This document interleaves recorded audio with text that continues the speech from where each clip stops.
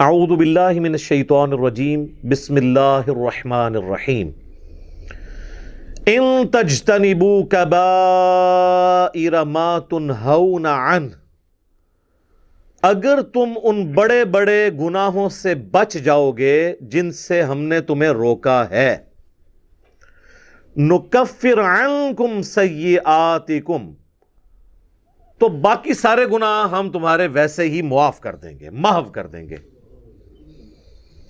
وَنُدْخِلْكُمْ مُدْخَلًا كَرِيمًا، اور ہم تمہیں داخل کریں گے عزت والی جگہ پر، یعنی اللہ نے جو رحمت کا مقام اپنا رکھا ہے جنت۔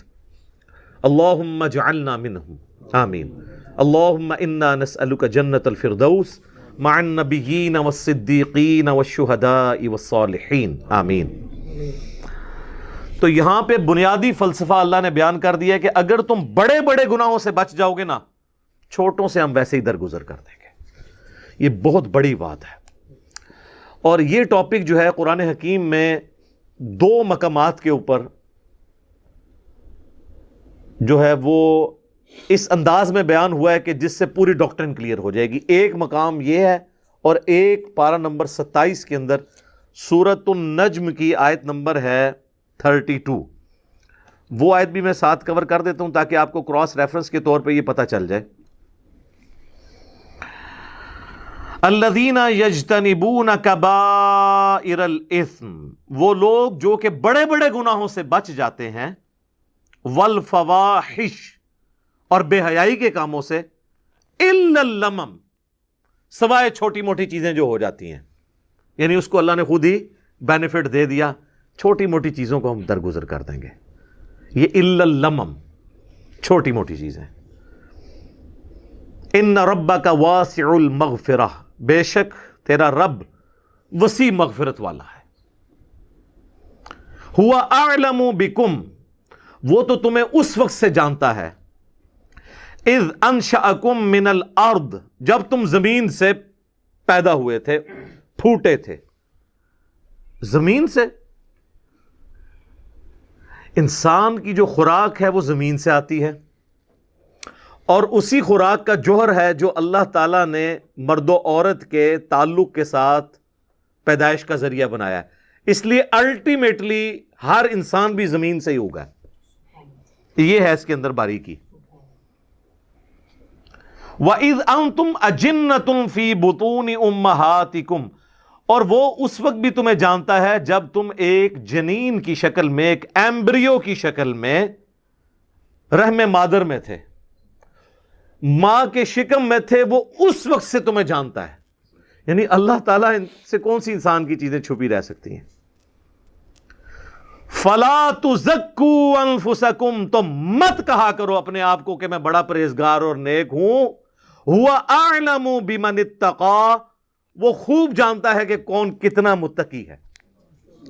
اللہ کہہ رہے زمین سے جب تم اگے تھے، سر یہ اللہ ہی ڈیٹا رکھ سکتا ہے کہ زمین سے جو گندم اگنی ہے، یہ گندم کس نے کھانی ہے، اور باقی چیزیں جو انسان استعمال کرتا ہے، اس سے پھر وہ جو قطرہ بننا ہے منی کا اور مرد و عورت کا جو ملاپ، پوری کی پوری چیزیں، یعنی بالکل جسے کہتے ہیں نا بنیاد تک اللہ تعالیٰ کے علم میں ہے۔ تو اللہ تعالیٰ کو کوئی اپنے نیکوکاری کا احسان نہیں جتا سکتا، اللہ کو پتہ ہے کون کتنا نیک ہے۔ تو اس میں بھی آیا الا اللمم، ہم جو باریک چیزیں ہیں نا اس میں نہیں پڑیں گے۔ اگر موٹی موٹی چیزوں سے بچ لیا، لیکن اب وہ موٹی چیز میں ساتھ بے حیائی کو بھی ذکر کر دیا، یعنی بے حیائی اتنی موٹی تھی کہ اسے موٹی چیز میں سے بھی نکال کے الگ سے بیان کیا۔ ان تجتنبوا کبائر ما تنہون عنہ نکفر عنکم سیئاتکم وندخلکم مدخلا کریما، بڑے بڑے گناہوں سے بچو گے تو چھوٹے گناہوں سے ہم درگزر کر دیں گے اور تمہیں عزت کے مقام میں داخل کریں گے۔ یہاں پہ یہ فلسفہ بیان ہوا ہے کہ اللہ تعالیٰ کے لیے جو سینسٹیو ایریا ہے نا وہ بڑے بڑے گناہ ہیں، چھوٹے گناہوں سے وہ درگزر فرما دے گا، یعنی چھوٹے گناہ کی معافی مانگنے کی بھی ضرورت نہیں پڑے گی، وہ خود بخود آٹومیٹکلی نیک اعمال سے معاف ہوتے جائیں گے۔ یہ مطلب ہے اس کا، بڑے گناہ تو معافی مانگنے سے اور آئندہ اس گناہ کو نہ کرنے کا پکا عہد کرنے سے معاف ہوں گے، لیکن چھوٹے گناہ نیکیوں سے آٹومیٹکلی دھل جائیں گے۔ اس کانٹیکسٹ میں ایک آیت ہے جو اس فلسفے کو سپورٹ کرتی ہے، وہ ہے سورہ ہود کی آیت نمبر 114۔ وَأَقِمِ الصَّلَاةَ طَرَفَيِ النَّهَارِ وَزُلَفًا مِّنَ اللَّيْلِ، اور نماز کو قائم رکھو دن کے دونوں کناروں پر اور رات کے حصوں میں بھی۔ دن کے دونوں کناروں کے اوپر جو نماز ہے وہ اس کنارے پہ فجر ہے اور دوسرے کنارے پر ظہر اور عصر ہے، اور مغرب اور عشاء چونکہ غروب آفتاب کے بعد ہوتی ہے وہ رات کی نماز ہے۔ ان نمازوں کو مضبوطی سے پکڑ لو۔ ان الحسنات یذہبن السیئات، بے شک نیکیاں برائیوں کو مٹا دیتی ہیں، یعنی یہ نماز پڑھنا آٹومیٹکلی گناہوں کو معاف کر دے گا۔ ذالک ذکری للذاکرین، یہ تو ہے نصیحت ان لوگوں کے لیے جو نصیحت حاصل کرنا چاہیں، یہ ان کے لیے ہے۔ تو اس آیت کے تحت یہ پتہ چل گیا کہ جو نیک اعمال ہیں وہ گناہوں کو دھونے کا سبب بن جاتے ہیں۔ یہ جو سورہ ہود کی آیت میں نے پڑھی نا، آیت نمبر 114 114، اس کانٹیکسٹ میں ایک حدیث بھی ہے بخاری اور مسلم دونوں کے اندر، بڑی حیران کن حدیث ہے۔ مسلم شریف میں ذرا ڈیٹیل سے ہے، بخاری میں بھی موجود ہے، کہ ایک صحابی اللہ کے محبوب صلی اللہ علیہ وآلہ وسلم کے پاس حاضر ہوتے ہیں اور کہتے ہیں یا رسول اللہ، آج مجھ سے ایک ایسا گناہ ہو گیا ہے، آپ مجھے پاک فرما دیں۔ آج میں نے مدینہ شریف کے کنارے پر، یعنی شہر سے باہر گاؤں ایریا میں، ایک عورت کو گلے لگا لیا، لیکن میں نے اس کے ساتھ کوئی اور تعلق قائم نہیں کیا، یعنی وہ جو انٹر کورس والا، باقی میں نے اس کے ساتھ اس طرح کا معاملہ کیا، تو اب میرے لیے کوئی معافی؟ تو نبی صلی اللہ علیہ وآلہ وسلم نے خاموشی اختیار کر لی۔ جب وہ جانے لگا تو نبی علیہ السلام نے اسے واپس بلایا۔ اسی وقت نبی علیہ السلام پہ یہ آیت نازل ہوئی سورہ ہود کی 114۔ آپ نے یہ آیت تلاوت کی کہ دن کے دونوں سروں پر اور رات کے اوقات میں نماز کو قائم رکھو، بے شک نیکیاں گناہوں کو مٹا دیتی ہیں، محو کر دیتی ہیں۔ تو نبی علیہ السلام نے کہا کہ نماز پڑھو، تمہارا یہ گناہ معاف ہو جائے گا۔ اچھا، بعض لوگ اس سے سمجھتے ہیں کہ کوئی اگر ڈیٹس مارتا رہے لڑکیوں کے ساتھ، نماز پڑھ لے تو آٹومیٹکلی معاف ہو جائے گی۔ نہیں، اس پہ بھی اجماع ہے پوری امت کے علماء کا، چاہے سنی ہو یا شیعہ، کہ کسی چھوٹے گناہ کو چھوٹا سمجھ کے تکرار کے ساتھ کرنا بھی گناہ کبیرہ ہے۔ یہ تو ایک کبھی کبھار ہو جائے نا، لیکن وہ یہ تو نہیں تھا کہ نبی علیہ السلام نے اسے یہ کہا کہ ہاں روزانہ گلے لگا لیا کرو، اس کے بعد پھر نماز پڑھ لیا کرو۔ ایسا نہیں ہے، یعنی کبھی کبھار کوئی نفس سے مغلوب ہوا تو اس کی نیکیاں گناہوں کو محو کر دیں گی۔ اسی کو سپورٹیو ایک اور حدیث ہے بخاری اور مسلم دونوں کے اندر، نبی صلی اللہ علیہ وآلہ وسلم نے فرمایا، بھلا بتاؤ تو اگر کسی شخص کے گھر کے آگے سے نہر گزرتی ہو اور وہ روزانہ اس میں 5 دفعہ غسل کرے تو اس کے جسم پہ کوئی میل باقی رہ جائے گا؟ صحابہ نے کہا نہیں یا رسول اللہ صلی اللہ علیہ وآلہ وسلم۔ تو آپ نے فرمایا کہ پھر 5 نمازوں کی مثال بھی ایسی ہی ہے کہ اس کے جسم سے گناہ سارے دھل جائیں گے، لیکن لیکن لیکن چھوٹے گناہ، بڑے گناہ نہیں معاف ہوں گے۔ بڑے گناہ صرف توبہ سے معاف ہوتے ہیں اور آئندہ گناہ نہ کرنے کا پکا عہد کرنا۔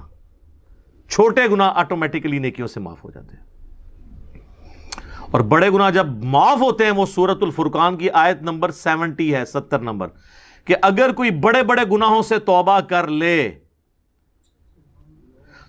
حتیٰ کہ اللہ نے اس بڑے گناہوں میں شرک کو ذکر کیا، قتل نہ حق کو ذکر کیا، زنا کو ذکر کیا، اور کہا کہ اگر کوئی ان سے بھی توبہ کر لے ہم اس کے گناہوں کو بھی نیکیوں سے بدل دیں گے، صرف معاف نہیں کریں گے، گناہوں کو نیکیوں سے بدل دیں گے۔ سبحان اللہ وبحمدہ سبحان اللہ العظیم، آمین۔ تو بڑے بڑے گناہوں سے اگر توبہ کر لی جائے تو وہ اتنی بڑی نیکیاں بن جائیں گی، لیکن وہ توبہ پاکستانی توبہ نہیں ہوگی، وہ پکی والی توبہ ہوگی. اور توبہ کا طریقہ اللہ تعالیٰ نے قرآن میں بتا دیا ہے کہ پاکستانی توبہ میں، یعنی جس کو میں کہتا ہوں کہ کتابوں کے خدا میں اور بابوں کے خدا میں کیا فرق ہے. سورۃ النحل کی آیت نمبر ہے 119، اس میں اللہ تعالیٰ نے اپنا کانسیپٹ بتا دیا توبہ کا. ثم ان ربک للذین عملوا السوء بجہالۃ، اس کے بعد تمہارا رب ان لوگوں کے حق میں جو جہالت میں گناہ کر بیٹھیں، ثم تابوا من بعد ذلک، اور پھر گناہ کے بعد فوراً توبہ کر لیں، وَأَصْلَحُوا، اور اپنی اصلاح کر لیں، یعنی بندے کے پتر بن جائیں. جو ہوا اس کے بعد پھر وہ ٹھیک بھی کریں اپنے آپ کو. ان ربک من بعدہا، اس کے بعد تیرا رب لغفور الرحیم، ضرور بخشنے والا مہربان ہے. کس کے بعد؟ جو توبہ کرے، رجوع لائے اللہ کی طرف اور اپنے آپ کو سدھار لے، پھر میں اس کو معاف کروں گا. خالی استغفار کی تسبیح پھیرنے سے معافی نہیں ہوگی. یہ ہے کنسپٹ قرآن کا. یہ پیرلل میں دو چیزیں نہیں چل سکتی، اللہ کے ساتھ بغاوت بھی اور خالی استغفار کی تسبیح پڑھنا. تو یہ کنسپٹ اللہ تعالیٰ نے توبہ کے حوالے سے کلیئر کر دیا. اب آ جائیں اس طرف جو میں نے کہا کہ کبیرہ کبیرہ گناہوں سے اگر بچ جائیں تو چھوٹے معاف ہو جائیں گے. اس کو سپورٹیو ایک اور حدیث ہے جو صحیح مسلم میں ہے، وہ ڈسائسو حدیث ہے. اس کے الفاظ ہیں، اگر بڑے بڑے گناہوں سے بچا جائے تو ایک نماز سے دوسری نماز، ایک جمعے سے دوسرا جمعہ، اور ایک رمضان سے دوسرا رمضان درمیان کے تمام گناہوں کا کفارہ بن جائے گا، اگر بڑے بڑے گناہوں سے بچا جائے. اب یہ نہیں ہے کہ ادھر سے ایک جمعہ پڑا ادھر سے ایک جمعہ اور درمیان والے معاف، نہ، کیونکہ اس کے الفاظ ہیں اگر بڑے گناہوں سے بچا جائے. تو مجھے بتائیں نماز چھوڑنے سے بڑا گناہ کون سا ہو سکتا ہے؟ صحیح مسلم میں حدیث ہے، بندے کے کفر اور ایمان کے درمیان، شرک اور اسلام کے درمیان فرق نماز ہے. لہٰذا جو نماز چھوڑتا ہے تو ایک جمعے سے دوسرا جمعہ درمیان کے گناہوں کا اس کا کفارہ نہیں بنے گا. ایک رمضان سے دوسرا رمضان درمیان کے گناہوں کا کفارہ نہیں بنے گا. ایک نماز سے دوسری نماز درمیان کے گناہوں کا کفارہ نہیں پڑے گی کہ اگر کوئی کہے جی میں فجر پڑھ لوں اور ادھر سے عشاء پڑھ لوں درمیان والی معاف ہو جائے. نہیں. جامعہ ترمذی میں حدیث ہے، شقیق تابعی کہتے ہیں کہ صحابہ کرام نماز چھوڑنے والے کے علاوہ کسی کی تکفیر نہیں کرتے تھے. جو نماز نہیں پڑھتا تھا اس کو وہ کافر سمجھتے تھے. یہ پاکستان کے شناختی کارڈ میں بے نمازی مسلمان ہے، اللہ کے ہاں بے نمازی مسلمان نہیں ہے. جامعہ ترمذی میں حدیث ہے، جس نے جان بوجھ کے نماز چھوڑ دی اس نے کفر کیا. اور جان بوجھ کے چھوڑنے سے مراد یہ نہیں کہ بندہ کہ جی میں بڑا مصروف ہوں، نہیں.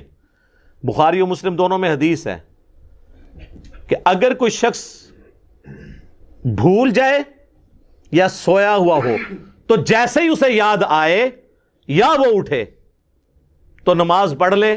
اور پھر نبی علیہ السلام نے وہ آیت تلاوت کی سورہ طٰہٰ کی، وَأَقِمِ الصَّلَاةَ لِذِكْرِي، اور میری یاد کے لیے نماز کو قائم رکھنا. تو نبی علیہ السلام نے فرما دیا کہ وہ جو جان بوجھ کے یہ ہے کہ ایک بندہ جاگ بھی رہا تھا اور بھولا ہوا نہیں تھا اور اس نے نماز چھوڑ دی، وہ مارا گیا. ایک اور چیز ہو سکتی ہے کہ کوئی مجنون ہو جائے، جو صحیح بخاری میں مولا علی کا قول ہے تعلیقاً کہ 3 لوگوں سے قلم اٹھا لیا گیا ہے، چھوٹے بچے سے، پاگل سے اور سوئے ہوئے شخص سے، یہاں تک کہ وہ جاگ جائے. تو یہ حدیث مرفوع بھی ہے، نبی علیہ السلام سے بھی مولا علی نے نقل کی ہے، سنن ابن ماجہ میں بھی ہے، ترمذی میں بھی. بخاری میں امام بخاری سے چیپٹر کی ہیڈنگ میں لے کے آئے ہیں. اس کانٹیکسٹ میں جو سیدنا عمر کے پاس ایک دفعہ ایک مقدمہ کسی پاگل کے بدکاری کرنے کا آیا تھا تو مولا علی نے کہا تھا کہ اس کے اوپر سزا جاری نہیں ہوگی کیونکہ اس کا ذہنی توازن درست نہیں ہے. تو پاگل کوئی ہو گیا ہے، سویا ہوا ہے، بھول گیا ہے تو پھر معاملہ الگ ہے، ورنہ آپ نے نماز پڑھنی ہے. اور نماز چھوڑنے کی معافی جو ہے وہ نیک اعمال سے نہیں ہوگی کیونکہ یہ تو فرض ہے، اسی طریقے سے باقی جو فرائض ہیں. تو یہ گناہ کبیرہ کے حوالے سے کانسیپٹ کلیئر ہو گیا. یہ کبیرہ اور صغیرہ کی بحثیں تو ساری علمی ہیں. ادروائز صحیح مسلم میں حدیث ہے, عبداللہ ابن مسعود کہتے ہیں نبی صلی اللہ علیہ وآلہ وسلم سے بھی انہوں نے مرفوع کیا اس حدیث کو کہ مؤمن کے لیے چھوٹا سا گناہ بھی ایسا ہے جیسا کہ اس کے سر پہ کسی نے پہاڑ رکھ دیا ہے, گویا اس پہ گرا چاہتا ہے. اور منافق کے لیے بڑے سے بڑا گناہ بھی ایسا ہے گویا ناک پہ مکھی بیٹھی تھی اس نے اڑا دی. تو وہ اس کو سینسٹیو ہی نہیں ہوگا اس معاملے میں, جس کو ہم پنجابی میں کہتے ہیں کہ عقل نہ ہوئے تے موجیں ہی موجاں, عقل ہوئے تے سوچیں ہی سوچاں. جس کو عقل نہیں ہے تو وہ موج ہی مارے گا نا, وہ تو کپڑے بھی اتار کے پھیرے گا تو وہ ریلیکس کرے گا, لیکن کوئی عقل مند آدمی تو اپنے کپڑے اتار کے نہیں پھیر سکتا. ہاں کوئی بزرگ ہو تو وہ پھیر سکتا ہے, مجذوب. تو اس کا بھی وہ کہتے ہیں کہ جی انہاں تو قلم اٹھے ہے, تو سیدھی طرح کہنا پاگل نے قلم اٹھے ہے, مجنون, مجذوب, شطحیات, پنجابی بونگیاں. تو آپ دیکھ لیں کتنے ننگے پیر ہیں ہمارے, کتنے پرائم منسٹر ہیں جو وہ ان ننگے پیروں کے پاس جا کے بیٹھتے تھے اور جا کے ان سے تھاپڑے مرواتے تھے. ان سارے پیروں کو کہے نا پاکستان کا قرضہ اتار دیں نا, بجلی پوری کر دیں. پرائم منسٹر تو ظاہر ہے جڑی جماعتاں انہوں نے بننا ہے نا کسی نے, ٹھیک ہے نا. تو یہ ساری کہانیاں ہیں اور یہ سارے ان کے پاس پہنچے ہوتے ہیں. یہ ہماری یعنی قوم کی ایز اے قوم جہالت ہے. تو اللہ تعالیٰ نے گناہ کبیرہ کے حوالے سے بتا دیا. اب آخر میں اگر میں لسٹ کا ذکر کروں, یہ ایک تلخ چیز تھی جو میں نے اس آیت کے کانٹیکسٹ میں آخر میں رکھی ہے کہ یہ ہماری بدقسمتی کہہ لیں کہ اکثر گناہ جو ہمیں معلوم ہیں وہ سب کے سب کبیرہ گناہ ہی ہیں, ان میں کوئی گناہ چھوٹا گناہ نہیں ہے. ہم ان کو چھوٹا سمجھ رہے ہوتے ہیں. اگر آپ کو یہ سارے گناہوں کی لسٹ چاہیے نا تو بخاری مسلم کے حوالے سے مشکات المصابیح میں اگر آپ چلے جائیں نا تو مشکات کے شروع ہی میں پہلی جلد کے اندر آپ کو ایک چیپٹر ملے گا گناہ کبیرہ کا بیان. چونکہ یہ کمبائنڈ فارم میں نوٹس ہیں مشکات, میں اسی لیے بار بار ایمفسائز کرتا ہوں کہ مشکات ضرور لیں.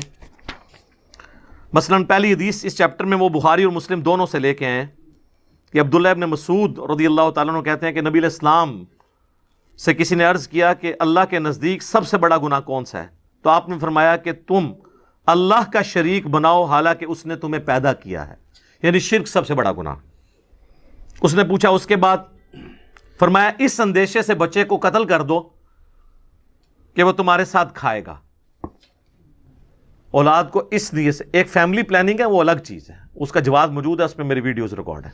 ایک یہ کہ پریگنینسی آئیڈینٹیفائی ہو گئی ہے اور آپ بچے کو قتل کر دیتے ہیں, یا بچوں سمیت خودکشی کر لیتے ہیں, جو پاکستان میں خبریں اکثر آتی رہتی میڈیا میں.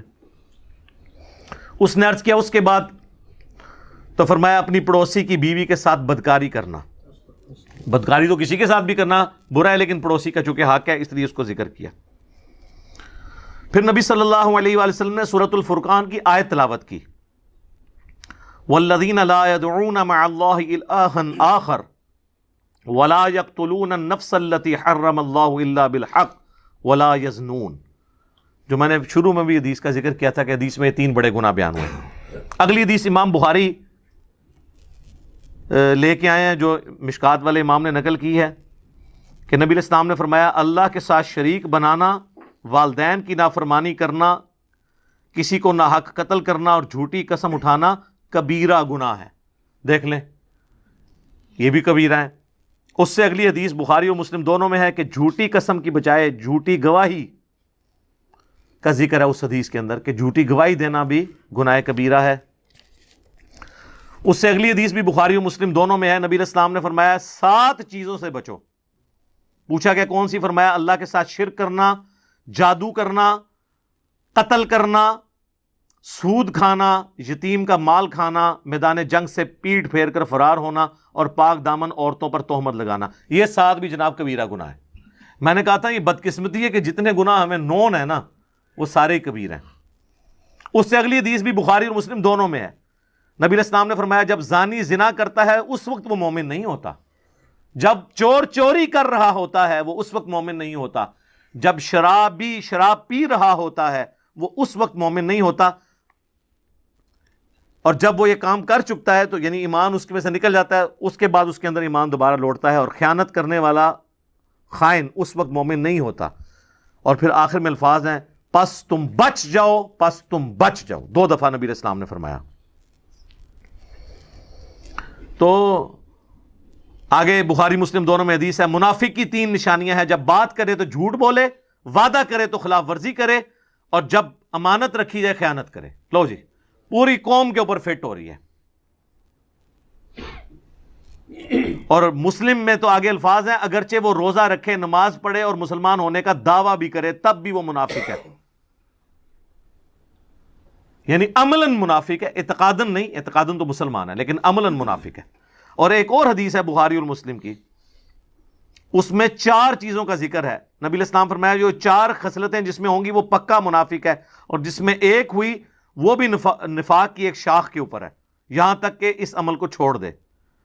نمبر 1 امانت رکھی ہے تو خیانت کرے، نمبر 2 بات کرے تو جھوٹ بولے، نمبر 3 عہد کرے تو توڑ دے، اور جب جھگڑا ہو تو گالی گلوچ پر اتر آئے۔ یہ علماء تو آلموسٹ سارے اس میں آتے ہیں، گالی گلوچ پہ اتر آتے ہیں نا، کیسی کیسی موٹی موٹی گالیاں دیتے ہیں۔ اور عوام الناس تو اب مجھے بتا دیں، ہم تو وہ شعر لے کے چل رہے ہیں، کچھ بھی ہیں تیرے محبوب کی امت سے ہیں، یہاں تو معاملہ ہی کہاں سے کہاں پہنچ گیا۔ صحیح مسلم میں حدیث ہے، نبی علیہ السلام ایک اناج کے ڈھیر کے پاس سے گزرے، آپ نے اپنی مبارک انگلیاں اس میں داخل کی تو وہ گیلی تھی۔ آپ فرمایا یہ کیا؟ کہ رسول اللہ رات کو بارش ہو گئی تھی تو اناج گیلی ہوگی۔ آپ نے فرمایا تم نے گیلی اناج اوپر کیوں نہیں کی تاکہ لوگ اس کے عیب کے اوپر مطلع ہوتے، اس کے بعد کسی کی مرضی کہ وہ خرید کے لے جائے گھر جا کے خشک کر لے، لیکن تم نے اس طرح کیوں کیا کہ اوپر خشک رکھی اور اندر گیلی؟ اور پھر آپ نے فرمایا جس نے ملاوٹ کی وہ ہم میں سے نہیں۔ یہ وہاں پہ آپ نے فرمایا تھا، یہ پوری حدیث مسلم شریف میں یوں ہے، جو آخری حصہ پکڑا ہوا ہے جس نے ملاوٹ کی وہ ہم میں سے نہیں۔ اور وہ ملاوٹ سے سمجھ رہے ہوتے ہیں صرف دودھ میں ملاوٹ کرنا ملاوٹ ہے۔ ملاوٹ یہ ہے کہ آپ غرر کریں، عربی میں غرر کہتے ہیں دھوکے کو، کوئی بھی دھوکہ کسی فارم کے اندر، کسی کاروبار کے اندر، وہ اس کو حرام کر دے گا۔ جیسے ہی دھوکہ آئے گا، چاہے وہ پلاٹس کی فائل کی شکل میں آئے اس کو حرام کر دے گا، چاہے بیچنے والی چیز کی شکل میں آئے اس کو حرام کر دے گا۔ یعنی آپ مال دکھائیں کچھ اور جب ڈال کے دینے لگیں کچھ اور ڈال دیں تو آپ نے دھوکہ کر دیا، غرر کر دیا۔ تو غرر جب بھی آئے گا تو وہ پورے کے پورے مال کو، آپ کے کمائی کو حرام کر دے گا۔ بولے اعوذ باللہ تعالیٰ، اللہ تعالیٰ ہمیں اس فتنے سے بچا کے رکھے، اپنی ایمان کے اندر رکھے، گناہ کبیرہ سے بچنے کی توفیق عطا فرمائے، اور کمٹمنٹ کے ساتھ اپنے محبوب صلی اللہ علیہ وآلہ وسلم کی سچی اتباع کرنے کی توفیق عطا فرمائے، آمین۔ تو یہ میں نے اس لیے گناہ کبیرہ کے حوالے سے تفصیلی گفتگو کی۔ اکثر لوگ پوچھتے ہیں توبہ کا طریقہ کیا ہے، کون کون سے بڑے بڑے گناہ ہیں، اور چھوٹے گناہوں کے بارے میں کیا ہے۔ تو توبہ تو میں نے آپ کو بتا دیا کہ توبہ یہ ہے کہ اپنی اصلاح کرنی ہے۔ اس کو میں دنیاوی مثال سے آخر میں سمجھا دیتا ہوں، پھر آگے چلتے ہیں۔ مجھے بتائیں، جس شخص کی زندگی میں ایک دفعہ، بالکل پہلی دفعہ کسی گرم استری سے ہاتھ جل جائے، دوسری دفعہ وہ ٹھنڈی کو بھی لگاتے ہوئے ڈرے گا نا، کہ ہو سکتا ہے تھوڑی دیر پہلے کوئی استری نہ کر گیا ہوئے۔ اس لیول کا ڈر جب آپ کا کسی گناہ کے بارے میں آئے گا نا دوبارہ کرتے ہوئے، تو آپ سمجھ لیں آپ نے توبۃ نصوحا کر لی ہے۔ یا ایھا الذین آمنوا توبوا الی اللہ توبۃ نصوحا، ایسی توبہ کرو جو آگے کو نصیحت ہو جائے۔ اور اگر ایسا نہیں ہے تو بس پھر ٹھیک ہے، ایک خیال ہے اس کو، آپ کے ویژول تھنکنگز کو لے کے آپ چلیں، اور کبھی آپ شیطان کے اوپر ڈال دیں۔ میں تو یہ چیلنج کرتا ہوں بار بار کہ اگر گورنمنٹ آف پاکستان یہ اناؤنسمنٹ کرے کہ جو شخص فجر کی نماز اپنے محلے کی مسجد کی پہلی صف میں ادا کرے تو فی فجر 1,00,000 روپیہ، دوسری صف والے کو 50,000، تیسری والے کو 25,000، تو دنیا کے سارے شیاطین مل کے دنیا کے سب سے بڑے بے نمازی کی بھی فجر نہیں چھڑوا سکتے۔ ہاں کر کے دیکھ لیں، اگر آپ کو ہے نا ایسی آنکھ ہی نہیں کھلتی، وہ جی انہوں ہوش ہی نہیں ہوتی۔ ہم نے ان لوگوں کو بھی اپنے آفس میں دیکھا ہے کہ جن کو ہوش ہی نہیں ہوتی تھی، لیکن جب انہوں نے کبھی کسی آفیشیل ٹور پہ دوسرے ملک جانا ہوتا تھا تو اللہ کے فضل سے وہ تہجد کے وقت اٹھے ہوتے تھے۔ ٹھیک ہے، تو یہ سب کے سب بہانے ہیں۔ پھر کہتے ہیں دعا کریں توفیق مل جائے. آج تک ہمیں کسی نے نہیں کہا کہ دعا کریں, ارادہ ہے گھر جا کے رات کا کھانا کھانا ہے, توفیق مل جائے. نہیں, وہ کھانا ہوتا ہے. آج تک کسی نے ٹوائلٹ جانے سے پہلے کہا جی دعا کریں, مطلب ایک بڑا مشکل کام میں کرنے جا رہا ہوں, ہے تو مشکل کام ہے سر, پیشاب بند ہو جائے تو نہیں کھلتا, آپریشن ہوتا ہے, تو مہربانی کریں ذرا دعا کریں کہ اللہ تعالیٰ عزت سے یہ پیشاب میرا نکلوا دے. نہیں, وہ ارادہ ہوتا ہے. سارے کی ساری یہ دعائیں توفیقیں نیک اعمال کے بارے میں, کیونکہ وہ کرنے نہیں ہوتے. یہ بات ہے اصل میں, جو ہم نے سر کام کرنا ہوتا ہے نا. آج تک کبھی ہوا ہے کہ کوئی شخص, ہمارے باوجداد میں بھی رپورٹ ہوا ہو, کوئی شخص مسجد میں نماز کے لیے گیا ہو تو شیطان دروازے پہ آ کے فزیکلی کھڑا ہو جائے, آج تنوں میں مسجد ہی نہیں وڑن دینا. نہیں, اور یہ بھی نہیں ہوگا کہ اذان ہو اور آپ کے پاؤں آٹومیٹکلی مسجد کی طرف چل پڑیں, یہ بھی نہیں ہوگا, ورنہ تو جنت اور جہنم کا کنسپٹ ختم ہو جائے گا. یہاں اللہ نے اختیار دے دیا, انا ہدیناہ السبیل اما شاکرا و اما کفورا. ہم نے تو ہدایت کا راستہ واضح کر دیا ہے, چاہو تو شکر گزاری کی روش اختیار کرو, خواہ نہ شکری کی. اچھا, لیکن اس سے یہ بات نہ سمجھ لیجئے گا کہ اللہ کو کوئی پرواہ نہیں ہے. ٹھیک ہے, وہ گناہگاروں کو بھی بخش دے گا, مجرمین کو بھی بخش دے گا, اور نیکوکاروں کو تو اس نے بخشنا ہے. نہ, اس طرح نہیں ہے. اور اکثر لوگ کہہ رہے ہوتے ہیں او جی اللہ نے ساڑی نمازاں نہیں چاہیے دیا. استغفر اللہ, یہ بات آپ کیوں بولتے ہیں, یہ آپ کس کو بول رہے ہوتے ہیں؟ میری نماز تو نہیں کو پڑھ رہا نا, تو مجھے کیوں سنا رہے ہو؟ جس کی پڑھ رہے ہو اس کو سناؤ. اللہ کی پڑھ رہے ہو نا. تو اللہ نے کب کہا ہے کہ مجھے تیری نمازیں چاہیے؟ کہیں کہا ہے؟ اللہ کہتا ہے تمہیں تمہارے لیے نمازیں چاہیے. اللہ نے تو کبھی کہا ہی نہیں کہ مجھے چاہیے. اس فلسفے کو اللہ تعالیٰ نے سورہ الزمر میں بیان کیا ہے. مسئلہ تقدیر بھی حل کرنے والی یہ آیت ہے, اور سارے مسئلے, یہ اکثر لوگ کہتے ہیں نا جو کچھ ہو رہا ہے نا جی اللہ کی مرضی سے ہی ہو رہا ہے جی. یہ اکثر آپ سنتے ہوں گے کہ دنیا میں جو کچھ ہو رہا ہے نا جی اللہ کی مرضی سے ہو رہا ہے. نہیں سر, ایسے نہیں ہے. اللہ کی مرضی سے نہیں ہو رہا, اللہ کی اجازت سے ہو رہا ہے. اللہ کی مرضی ہے یہ کہ لوگ زنا کریں, اجازت ہے کہ کر لو. یہ نہیں ہوگا کہ جسم پہ فالج گرے, لیکن آخرت میں چھوڑوں گا نہیں. شراب پینی ہے پی لو, چمڑی اتار دوں گا آخرت میں. یہ نہیں ہوگا کہ شراب کی بوتل پکڑو تو ہاتھ پہ فالج گر پڑے, ایسے نہیں ہوگا. اجازت ہے, نیکی کرنی ہے کرو, برائی کرنی ہے کرو. مرضی نہیں ہے, مرضی یہی ہے کہ پیغمبروں کا راستہ اختیار کرنا ہے. یہ فلسفہ جو ہے نا سورہ زمر میں بیان ہوا ہے, آیت نمبر 7. سر یہ 7 نمبر آیت تو آپ سارے اپنے قریبی لوگوں کو سنائیں, اپنے آفیسز میں سنائیں, اپنے دوستوں کو, گھر والوں کو. ان تکفروا فإن اللہ غنی عنکم. دیکھو اگر تم اللہ کا کفر کرو گے, ناشکری کی زندگی گزارو گے, تو یاد رکھنا اللہ بے پرواہ ہے, اللہ کو کوئی فرق نہیں پڑے گا. لیکن اس کا یہ مطلب بھی نہیں ہے کہ اللہ کو نہیں فرق پڑا تو اللہ تعالیٰ چھوڑ دے گا, نہیں. وَلَا يَرْضَى لِعِبَادِهِ الْكُفْرِ. لیکن میں کبھی راضی نہیں ہوں اس بات پہ کہ کوئی میری ناشکری کرے, میری نافرمانی کرے, میرا کفر کرے. وَإِن تَشْكُرُوا يَرْضَهُ لَكُمْ. اور اگر تم شکر گزاری کی روش اختیار کرو گے, یعنی اللہ کے تابع فرمان رہو گے, تو یہ اللہ تعالیٰ تم سے پسند کرتا ہے. وَلَا تَزِرُ وَازِرَةٌ وِزْرَ أُخْرَى. کوئی جان دوسری جان کا بوجھ نہیں اٹھائے گی, ہر شخص نے اپنے اعمال کا جواب دہ خود ہونا ہے. ثم الى ربکم مرجعکم. اس کے بعد تمہیں لوٹ کر تمہارے رب کی طرف جانا ہے. فینبئکم بما کنتم تعملون. پھر وہ تمہیں خبر دے دے گا جو کچھ تم دنیا میں اعمال کیا کرتے تھے. انہ علیم بذات الصدور. بے شک وہ تو سینوں کے چھپے ہوئے رازوں کو بھی جاننے والا ہے. اللہ اکبر. یار اللہ سے کون بھاگ سکتا ہے میرے بھائی؟ آپ اپنی داڑھیوں سے, پگڑیوں سے, نمازوں سے, تسبیحوں سے دنیا کو دھوکہ دے سکتے ہیں, قانون کو چکمہ دے سکتے ہیں. اللہ سے بھاگ کے کہاں جائیں گے؟ اللہ تو اتنا باریک بین ہے کہ جن لوگوں کی نماز, حج, زکوٰۃ بھی لکھے ہوں گے نا قیامت والے دن, فرشتوں نے نیکیوں کے ڈھیر لگائے ہوں گے, اللہ 0 سے ملٹیپلائی کر دے گا. اللہ سے بڑا ڈاٹ لگتا سر, اللہ بڑا ڈاٹا جائے. ہاں اللہ والے بن جاؤ تو اللہ سے زیادہ کوئی شفیق نہیں ہے, لیکن اللہ کے نافرمان ہیں تو سر اللہ بڑا ڈاٹا جائے. مسلم شریف میں حدیث ہے سب سے بڑی 3 نیکیاں کون سی ہو سکتی ہیں؟ تینوں نیکیوں کے بارے میں نبی علیہ السلام نے کہا کہ یہ کرنے والا بھی جہنم میں چلا جائے گا۔ نمبر 1 آپ نے فرمایا قیامت والے دن اللہ تعالیٰ ایک شہید کو اٹھائے گا اور پوچھے گا میں نے تجھے اتنا کچھ دیا، اچھی صحت دی، تو نے میرے لیے کیا کیا؟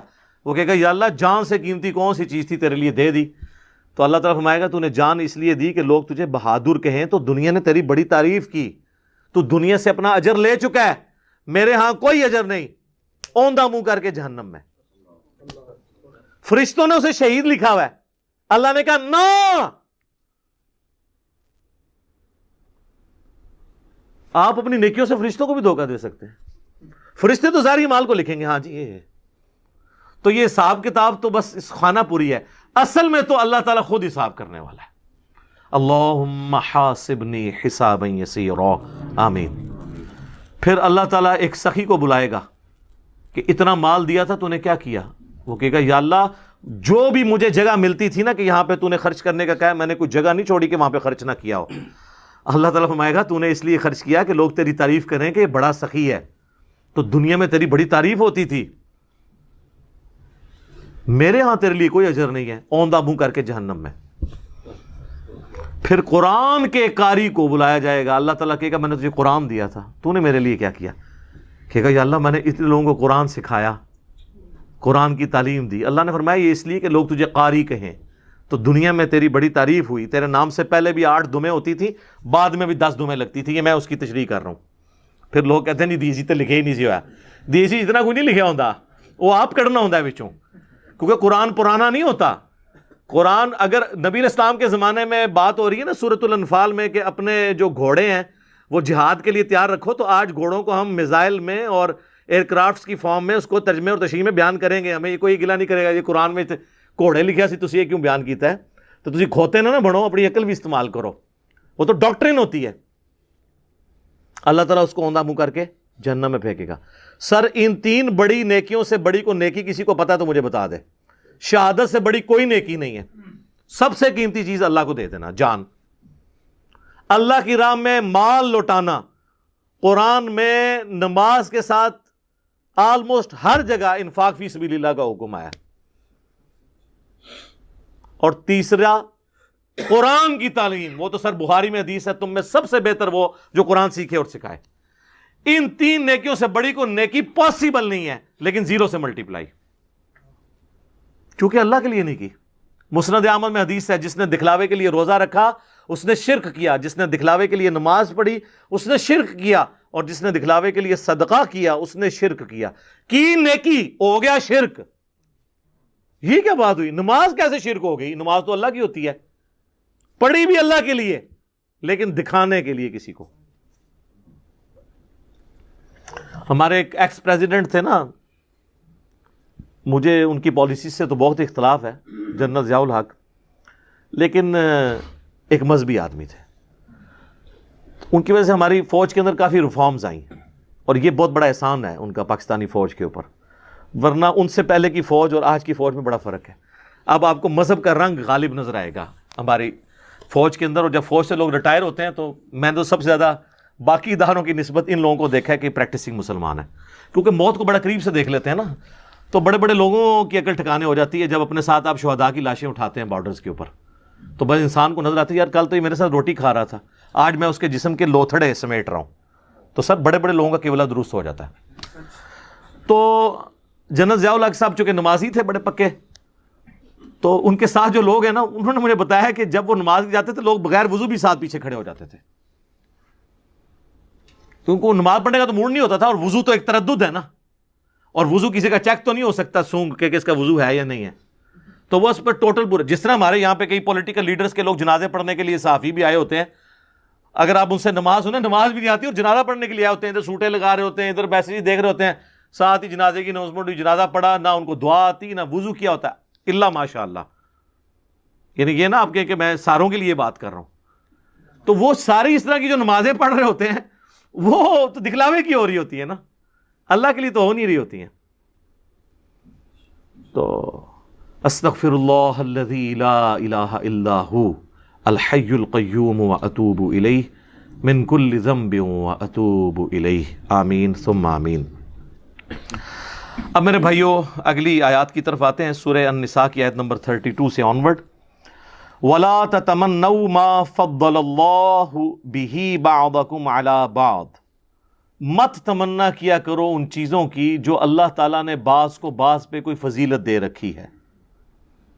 ہائے ہائے ہائے ہائے، حسد نہیں کرنا. کسی کو اللہ نے اچھا چہرہ دے دیا ہے، کسی کو اچھا قد دے دیا ہے، کسی کو اچھا منصب دے دیا ہے، کسی کو زیادہ دولت دے دی ہے، تو اس چکر میں نہ پڑا کرو کہ حسد کرو. کوشش کرنا آپ کا حق ہے، جیلسی نہیں کرنی. لیکن اللہ تعالیٰ نے ایک چیز ایسی بتا دی کہ جو تم کما سکتے ہو. میں اپنے ماں باپ چوز نہیں کر سکتا، اپنی ڈیسٹنی چوز نہیں کر سکتا، اپنی موت کا وقت چوز نہیں کر سکتا، لیکن ایک چیز ہے جو میں اپنی مرضی سے کر سکتا ہوں. وہ کیا ہے؟ اللہ نے جن باتوں کا حکم دیا ہے ان پہ عمل کروں، اور میری اکاؤنٹیبلٹی بھی اسی کام کے اوپر ہونی ہے. وہ اللہ نے ساتھ ذکر کر دیا، للرجال نصیب مما اکتسبوا، مردوں کے لیے وہ حصہ ہے جو وہ کمائیں گے، وللنساء نصیب مما اکتسبنا، اور عورتوں کے لیے وہ حصہ ہے جو وہ کمائیں گی. یعنی نیکیوں میں آگے بڑھنے کی کوشش کرو. دولت نہیں ملتی کسی کو بہت زیادہ، تو نیکیاں تو وہ کر سکتا ہے نا. اس کے لیے تو ڈیسٹنی کی ضرورت نہیں ہے. 5 وقت نماز پڑھنے کے لیے آپ کو مہینے کا 1 لاکھ روپیہ کسی گورنمنٹ کی طرف سے فری ملنے کی ضرورت تو نہیں ہے. جائیں مسجد میں وضو کریں، پانی بھی فری اویلیبل ہے، آپ سے کوئی بجلی کا بل بھی نہیں مانگے گا. جائیں نماز پڑھیں، وہ بل وہ لوگ دیں گے کہ جن کو اللہ تعالیٰ نے اسودہ حال کیا ہے. عام لوگوں نے تو ویسے ہی نماز پڑھنی ہے. تو نیکیوں میں آگے بڑھ سکتے ہو. کسی کے ساتھ خوش اخلاقی سے بات کرنا، راستے سے تکلیف دہ چیز کو دور کر دینا، اس کے لیے کوئی زیادہ ایفرٹ پٹ کرنے کی ضرورت ہے، یا اچھی شکل ہونے کی ضرورت ہے، یا اچھا سٹیٹس ہونے کی ضرورت ہے. صحیح مسلم میں حدیث ہے، ہر تسبیح صدقہ ہے، سبحان اللہ. ہر تحمید صدقہ ہے، یعنی الحمدللہ. ہر تحلیل صدقہ ہے، یعنی لا الہ الا اللہ. ہر تکبیر صدقہ ہے، اللہ اکبر کہنا. امر بالمعروف ونہی عن المنکر، لوگوں کو نیکی کا حکم دینا اور برائی سے روکنا اپنی اپنی ڈومین کے اندر، یہ بھی صدقہ ہے. اور تمہارا اپنے بیوی بچوں کے منہ میں لقمہ ڈالنا بھی صدقہ ہے. حتیٰ کہ تمہارا اپنی بیویوں کے ساتھ ازدواجی تعلق جو آپ سمجھ لیں خالصتاً جو ہے اینیمل انسٹنکٹ ہے، وہ بھی صدقہ ہے. صحابہ کو باقی چیزیں تو ہضم ہو گئی، انہوں نے کہا یہ بیویوں سے تعلق قائم کرنا بھی صدقہ ہے، اس پہ بھی ثواب ملے گا. تو آپ نے فرمایا اگر یہی چیز تم کسی ایسے طریقے سے پوری کرو جو تمہارے لیے حلال نہیں ہے تو کیا تمہیں گناہ ملے گا؟ صحابہ نے کہا ہاں ملے گا. تو آپ نے فرمایا پھر اس کے اوپر ثواب بھی ملے گا. یہ صحیح مسلم میں حدیث ہے، نیکی کا کانسیپٹ. تو اللہ تعالیٰ ہمارا مت اس چکر میں پڑا کرو کسی کو یہ مل گیا یہ مل گیا. جو تم کر سکتے ہو نا وہ کرو. اور اس میں ایک جملہ ایڈ کرتا ہوں کہ سر دنیا آپ اپنی مرضی کی بنا نہیں سکتے. کوشش کریں، ہو سکتا ہے مل جائے، ہو سکتا ہے نہ ملے، لیکن یہ میں آپ کو گارنٹی سے کہتا ہوں کہ آپ اپنی آخرت اپنے ہاتھوں سے خود بنا سکتے ہیں. دنیا اللہ کی مرضی کی گزاریں، گارنٹیڈ آخرت آپ کی مرضی کی ہے. اور دنیا اگر آپ نے اپنی مرضی کی گزاری، پھر آخرت اللہ کی مرضی کی ہے. اور اللہ کی مرضی پھر وہی ہے کہ جو انبیاء کے نافرمان ہیں انہیں اوندا منہ کر کے جہنم میں پھینکوں گا. ہاں جی، یہ ذہن میں رکھیے گا. اللہم اجرنا من النار. تو آپ آخرت اپنے ہاتھوں میں ہے سر. تو اللہ تعالیٰ بھی یہ کہہ رہا ہے کہ مرد جو کمائیں گے ان کے لیے ہے، عورتیں جو کمائیں گی ان کے لیے. اچھا، اس آیت کو بعض لوگوں نے اس چکر میں ڈال دیا کہ مرد و عورت دونوں کمائی کے لیے باہر نکلیں. ہاں، یہ جو لوگ تھوڑے لبرل قسم کے نا، عورتوں کی وہ جابس کی میں وہ مردوں کے شانہ بشانہ چلانے کی کوشش کرتے ہیں. ہم یہ کہتے ہیں کہ یہ عورت کو اللہ نے عزت دی ہے کہ مرد لا کے اس کا نان و نفقہ پورا کرے گا. وہ آگے آیات بھی آ رہی ہیں.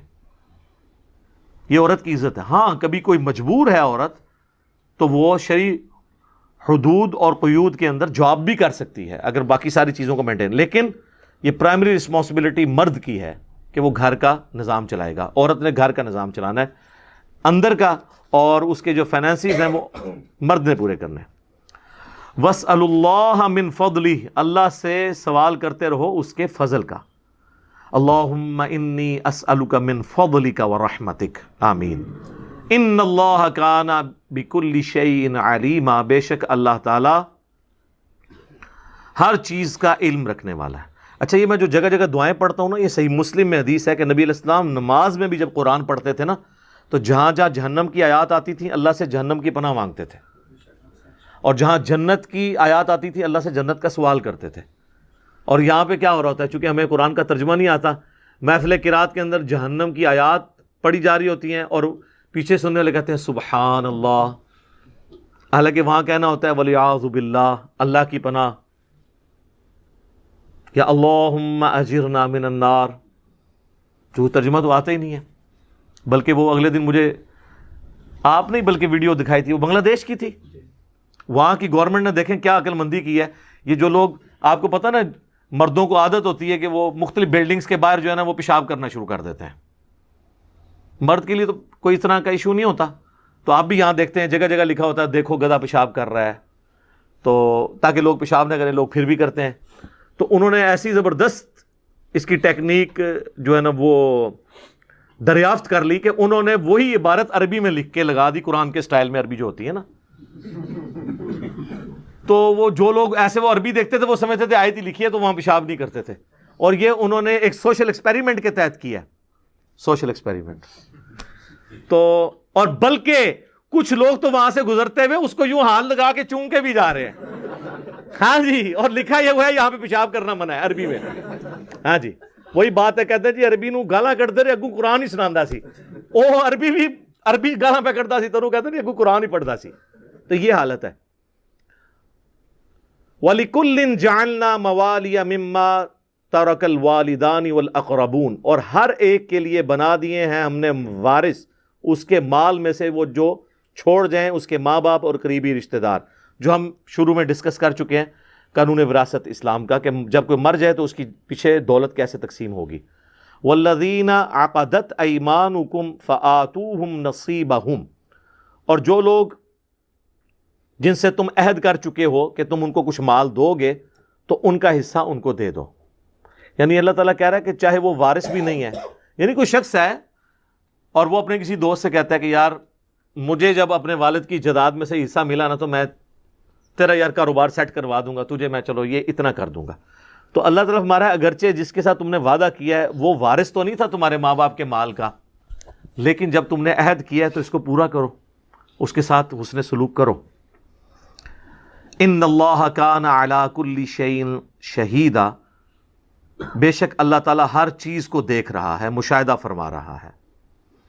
اب وہ آیت آ رہی ہے جو عورتوں کے گلے سے بڑی مشکل سے نیچے اترتی ہے، لیکن اگر اس کا پازیٹو پہلو دیکھا جائے تو یہ عورتوں کی عزت افزائی ہے اس آیت کے اندر۔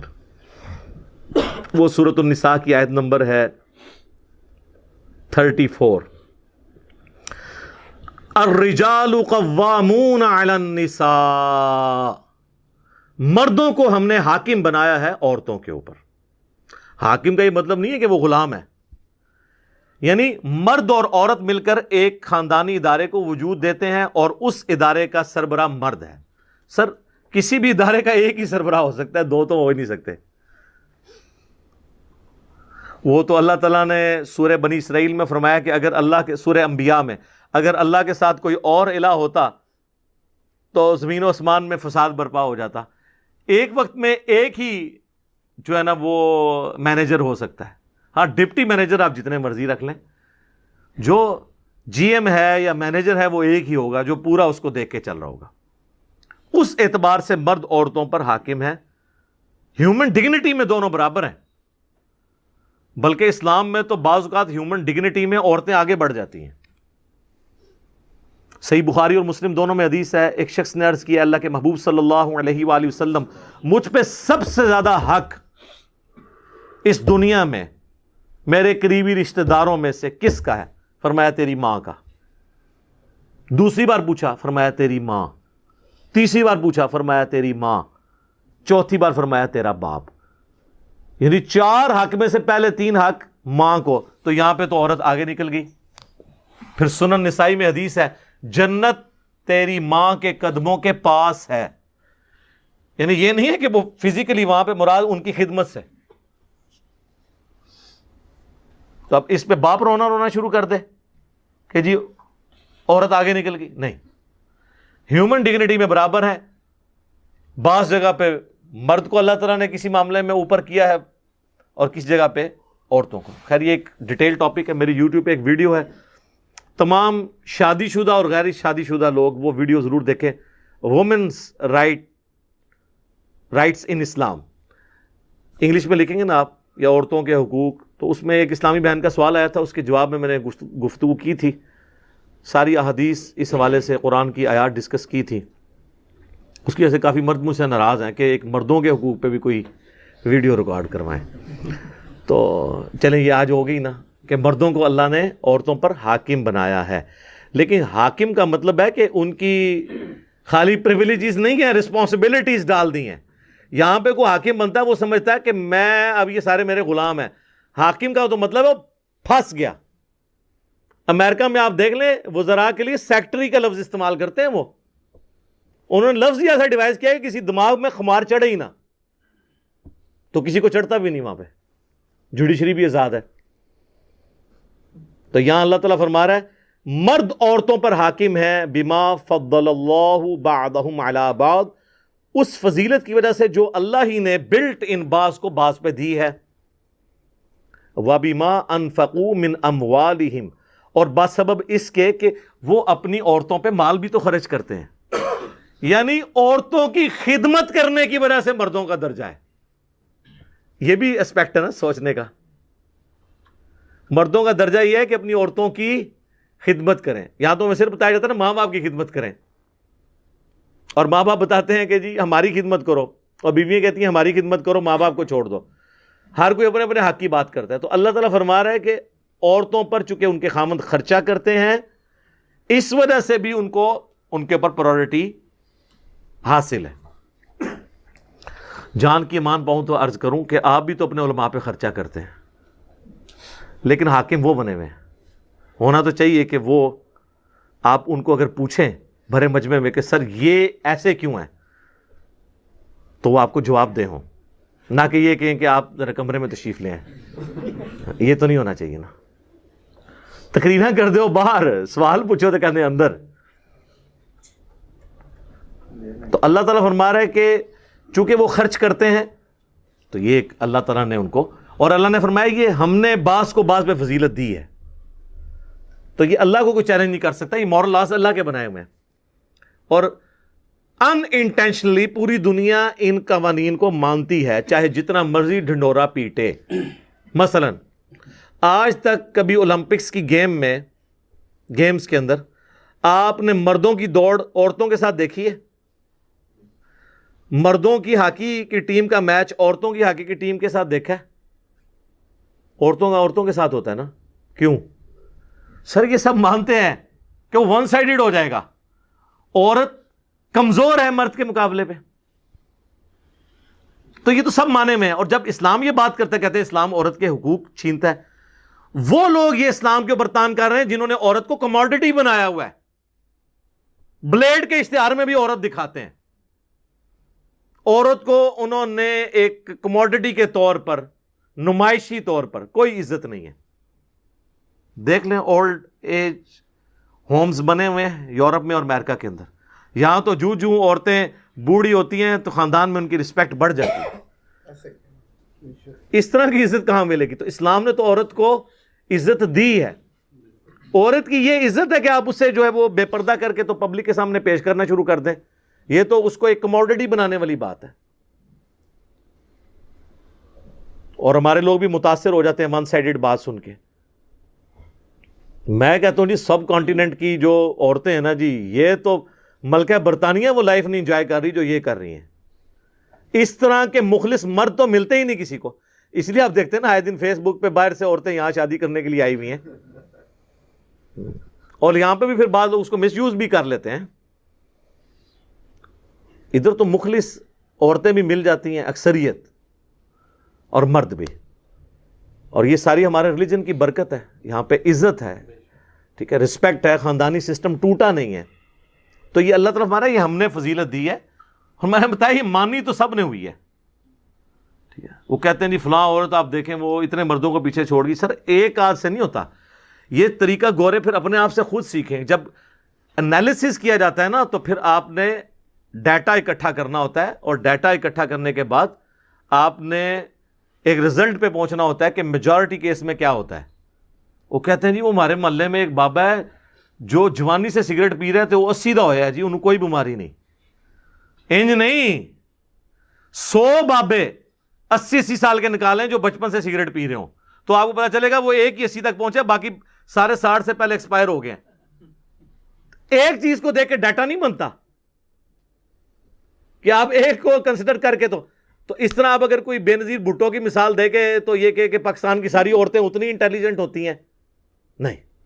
اوورآل عورت جو ہے وہ اپنے, قرآن میں تو یہاں تک ہے, اس کے اوپر بھی لوگ اعتراض کرتے ہیں. سورہ زخرف میں اللہ تعالیٰ نے فرمایا کہ یہ اللہ کے لیے بیٹیاں تجویز کرتے ہیں, جبکہ عورت کو تو اللہ نے ایسا بنایا کہ وہ جھگڑے کے وقت اپنی گفتگو بھی صحیح طریقے سے کنوے نہیں اگلے کو کر سکتی. وہ کہتے ہیں نہیں قرآن میں اتنی عورت کی توہین آئی ہوئی ہے. سر بے نظیر سے زیادہ کانفیڈنٹ لیڈی میں نے نہیں دیکھی. مجھے کئی سینئر آرمی کے آفیسرز نے بتایا کہ باقی پرائم منسٹرز کا تو ہمیں نہیں پتا, لیکن جب بے نظیر پرائم منسٹر تھی نا تو ہم پوری اپنی وہ پریزنٹیشن تیار کر کے آتے تھے, اور اس کی اتنی یاداشت تھی کہ وہ جب پریزنٹیشن دیکھتی تھی نا تو کہتی تھی 3 سلائڈ پیچھے جاؤ, فلاں جگہ یہ کامہ غلط ڈالا ہوا ہے, یہاں پہ سپیلنگ غلط ہے, اس کا اس کے ساتھ ربط نہیں بن رہا. اور کہتے ہیں باقی وزیر اعظم کا یہ حال تھا کہ وہ شربت پی کے اور چائے پی کے اٹھ کے چلے جاتے تھے, ان کو پتہ بھی نہیں چلتا تھا. لیکن اسی بے نظیر کو میں نے جیو کے پروگرام جواب دے کے اندر دیکھا ہے کہ جب اس سے اس کے بھائی کے قتل کے بارے میں پوچھا گیا تو وہ اپنے جذبات پہ قابو نہیں رکھ سکی, وہ اپنا مائک اتار کے اٹھ کے چلی گئی. اسے بولا ہی نہیں جا رہا تھا کہ آپ پرائم منسٹر تھی اور آپ کے دور کے اندر آپ کے بھائی کا قتل ہو گیا, تو اسے اپنے جذبات پہ قابو نہیں رہا, حالانکہ اتنی کانفیڈنٹ لیڈی. تو اوورآل عورت کو اللہ نے کمزور بنایا ہے, رقیق القلب بنایا ہے. آپ دیکھیں عورتوں کو رونا جلدی آتا ہے بچوں کی طرح ایز کمپیئر ٹو مرد. کہتے ہیں مرد کو درد نہیں ہوتا, لیکن ہوتا ہے درد مرد کو بھی. ہاں لیکن اللہ نے اسے مضبوط اعصاب والا بنایا, اور یہی وجہ ہے کہ کبھی کوئی پیغمبر نہیں عورت بنائی اللہ نے, کیونکہ پبلکلی جا کے دعوت کا کام کرنا ہوتا ہے, دماغ پہ سٹرین لینا ہوتا ہے, تو عورتیں اس طرح کا سٹرین نہیں لے سکتی. مرد کو اللہ تعالیٰ نے اس حوالے سے مضبوط بنایا. باقی عورتوں کی جو ذمہ داری ہے وہ ساتھ اللہ نے فرما دی, فالصالحات قانتات حافظات للغیب بما حفظ اللہ. تو نیک عورتیں وہ ہوتی ہیں جو اطاعت گزار ہوں, حفاظت کرنے والیاں ہوں مردوں کی غیر حاضری میں, یعنی اپنی عزت کی حفاظت کرنے والی اللہ کی حفاظت کے ساتھ. واللاتی تخافون نشوزہن, اور اگر تمہیں کسی عورت سے نافرمانی کا اندیشہ ہو, فعظوہن وہجروہن, تو پہلے انہیں نرمی سے سمجھاؤ, پھر انہیں الگ کر دو, فی المضاجع, اپنے بستروں سے, وضربوہن, اور پھر بھی باز نہ آئے تو ان کو مار بھی سکتے ہو, لیکن مارنا یہ نہیں کہ وحشیوں کی طرح مارنا ہے, جس طرح ایک چھوٹے بچے کو تھوڑی تنبیہ کے لیے مارنا ہے, اس پہ چہرے پہ نہیں مارنا, جسم پہ نشان نہیں پڑنا چاہیے. فَإِنْ أَطَعْنَكُمْ, پھر اگر وہ اطاعت کر لیں, فَلَا تَبْغُوا عَلَيْهِنَّ سَبِيلًا, تو پھر کوئی بہانہ نہ تلاش کرو کہ تم ان کے ساتھ زیادتی کرو. ان اللہ کان علیٰ کبیرا, بے شک اللہ بھی تو بہت بلند ہے اور بہت بڑا ہے. یعنی اللہ کی اتنی بڑی کبریائی ہے, وہ بھی تو تمہاری نافرمانیوں سے درگزر کرتا ہے, تم بھی اپنے بیویوں کے معاملے میں درگزر کی روش اختیار کرو. اس کانٹیکسٹ میں بخاری و مسلم دونوں میں حدیث ہے, نبی علیہ السلام نے فرمایا کہ عورت کو اللہ تعالیٰ نے آدم کی ٹیڑھی پسلی سے پیدا کیا ہے, اسے سیدھا کرنے کی کوشش نہ کرو ورنہ توڑ بیٹھو گے, اور اسے توڑنا, اسے طلاق دینا ہے, تم اس سے نفع حاصل کرو, ٹالریٹ کرو. صحیح مسلم میں حدیث ہے, کوئی بھی اپنی بیوی سے مومنہ سے بغض نہ رکھے. مسلم شریف میں ایک اور حدیث ہے کہ دنیا برتنے کی جگہ ہے اور سب سے بہترین دنیا کا سرمایہ نیک بیوی ہے. ٹھیک ہے, یہ تو کئی حدیثیں مجھے فی البدی یاد ہیں, اب ٹائم مکمل ہو چکا ہے. وہ جو وومنز رائٹس ان اسلام جو میری ویڈیو ہے وہ آپ ضرور دیکھیں, میں نے ان سارے ایشوز کو اس میں ڈسکس کیا ہے, اور کافی ساری باتیں کرنے والی ہیں, لیکن اب ٹائم مکمل ہو چکا ہے. پھر انشاءاللہ تعالی زندگی رہی تو اگلی کلاس کے اندر آگے سے سٹارٹ کریں گے. اللہ تعالیٰ سے دعا ہے جو حق بات میں نے کہی اللہ تعالیٰ ہمارے دلوں میں راسخ فرمائے. اگر جذبات میں میرے منہ سے کوئی غلط بات نکل گئی تو اللہ تعالیٰ ہمارے دلوں سے ہی اسے محو کر دے, دھو دے, ہمیں معاف بھی فرما دے, ہمیں کتاب و سنت کی تعلیمات پر عمل کر کے دوسرے بھائیوں تک پہنچانے کی توفیق عطا فرمائے. سبحانک اللہم و بحمدک, اشہد ان لا الہ الا انت, استغفرک و اتوب الیک, وما علینا الا البلاغ المبین. جزاکم اللہ خیرا.